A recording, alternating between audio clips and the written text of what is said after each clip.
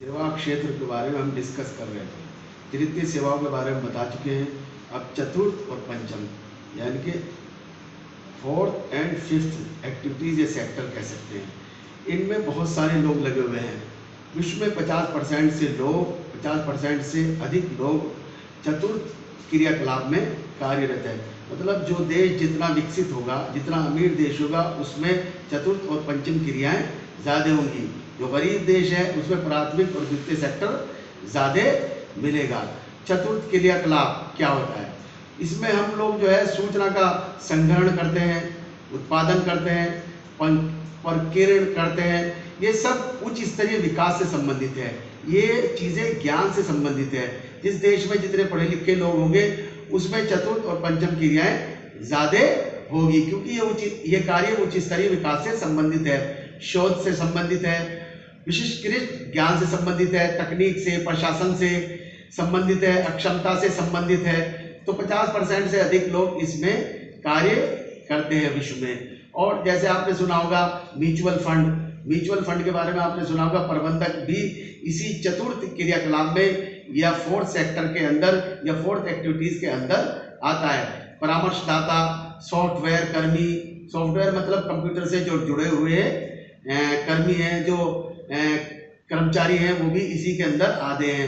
और विश्वविद्यालय, बड़े बड़े यूनिवर्सिटियों में जो टीचर काम करते हैं, और चिकित्सालय, मेडिकल कॉलेज में, रंगमंचों, थिएटर में, फिल्मों में, लेखाकर्मी, दलाली की फर्में, इनके कार्यालय में भी कार्य करने वाले कर्मी इसी चतुर्थ क्रियाकलाप के अंतर्गत आते हैं। क्योंकि चतुर्थ जो है ये सूचना से संबंधित है, अनुसंधान और विकास से संबंधित है। ये चतुर्थ क्रियाकलाप आपका ज्ञान से संबंधित है, और जो देश जितना तरक्की वाला होगा उसमें चतुर्थ क्रियाकलाप उतना ही ज्यादा पाया जाएगा। उसके बाद हम आते हैं पंचम मतलब फिफ्थ।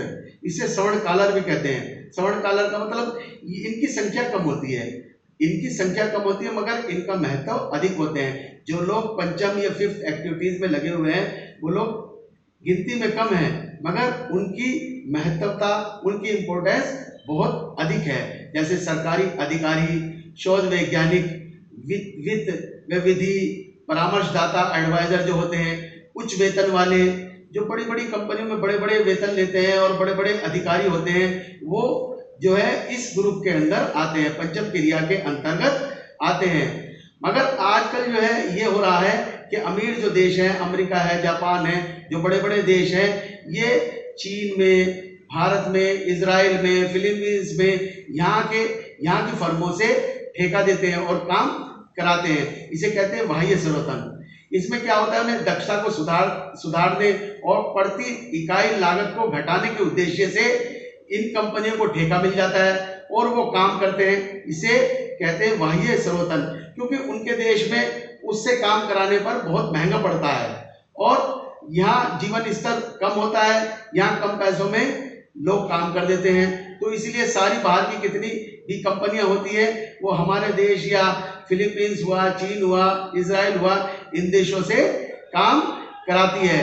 तो विकसित देश जो है विकासशील देशों से अपना काम कराते हैं, और जिसमें उनमें सूचना प्रौद्योगिकी है, मानव संसाधन है, ग्राहक सहायता है, कॉल सेंटर सेवाएं हैं। ये सब सेवाएं जो है हमारे और चीन के और इजराइल के और फिलीपींस देशों में काम कर रही है, और हमारे देशों को इससे रोजगार भी मिल रहा है और उनको उनका काम पूरा भी हो जाता है, और दक्षता वाले एक्सपर्ट और कम पैसों में काम करने वाले लोग मिल जाते हैं। इसके अलावा जो है आंकड़ा परिक्रमण, जैसे आंकड़ा परिक्रमण का मतलब एशियाई और पूर्वी यूरोपीय और अफ्रीका देशों में किया जाता है। इन देशों के लोग जो है कम पैसों में अच्छी अंग्रेजी बोल लेते हैं, कुशल कर्मचारी होते हैं, कम पैसों में काम करते हैं। जैसे हैदराबाद, मनीला में बहुत सारी कंपनियां आपकी अमेरिका और जापान की मिलेंगी जो काम करा रही है, और उन्हें कम पैसों में, कम लागत में यहाँ के लोग काम कर रहे हैं, और उससे इन कंपनियों को बहुत सारा फायदा भी हो रहा है।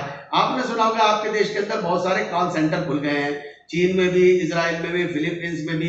इससे इनको कुशल श्रमिक मिलते हैं और इनकी पर्याप्त मांग रहती है, और इनको काम कराने में आसानी होती है। कंपनी के प्रॉफिट के लिए वो जो है बहुत सारे कॉल सेंटर इजराइल से, चीन से, भारत से भी करवाते हैं। और नवीन प्रवृत्तियां, अनुसंधान, विकास, व्यवसाय, वैदिक संपदा, अनुसंधान, कानूनी, बैंकिंग सेक्टर, ई लर्निंग, ये सब भी पंचम क्रियाओं में आती है। पंचम क्रियाएं जो है, पंचम मतलब फिफ्थ एक्टिविटीज, ये आपकी उच्च स्तरीय से जुड़ी हुई है। उच्च स्तरीय सेवाएं हैं, क्योंकि इनमें विशेषज्ञ आते हैं, इसमें निर्णायक कर्ता आते हैं, जैसे जज वगैरह आते हैं, परामर्शदाता आते हैं जो एडवाइस देते हैं, और नीति निर्धारक भी आते हैं। मतलब इसमें टॉप क्लास की जो सर्विस क्लास है वो आती है, और उसका परसेंटेज कम होता है, मगर वो सबसे ज्यादा महत्वपूर्ण होता है।